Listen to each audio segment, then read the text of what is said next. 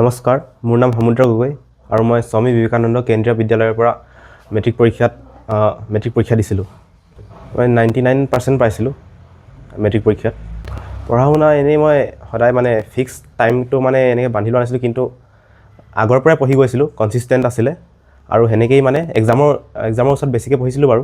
কেতিয়াবা মানে ষ্টাৰ্টিঙৰ পৰাই মানে 3-4 ঘণ্টামান পঢ়োঁ আৰু শেষত এক্সামৰ ওচৰ দিনত 8 ঘণ্টাৰ ওচৰা-ওচৰি কেতিয়াবা পাইগৈ।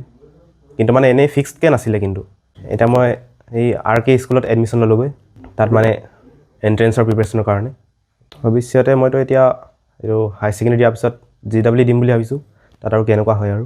তাত মোৰ মা দেউতা আৰু যিমানেই স্কুলৰ টিচাৰ্ছ আছে সকলোৱে সহায় কৰিছে, চ' সিহঁতলৈ মই ধন্যবাদ জ্ঞাপন কৰিম। হয়, অত্যন্ত সুখী হৈছোঁ আৰু বিচৰাখিনি ৰিজাল্ট পাইছোঁ বুলি ক'ব লাগিব। মাত্ৰ অকণমান এটা সেই থাকি গ'ল আৰু মেথছত যিহেতু 100ৰ ভিতৰত 100ই পাই থাকে প্ৰত্যেকবাৰে, এইবাৰ অকণমান ইফাল সিফাল হৈ গৈছে, বাকী ঠিকে আছে।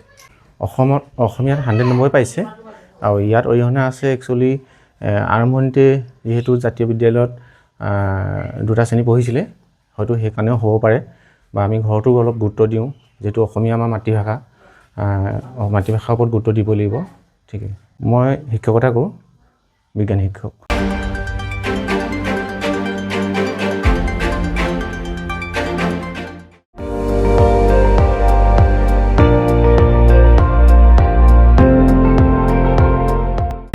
আপুনি চাই আছে ND24, সৰ্বশ্ৰেষ্ঠ নহয় সৰ্বোত্তমৰ দৌৰ।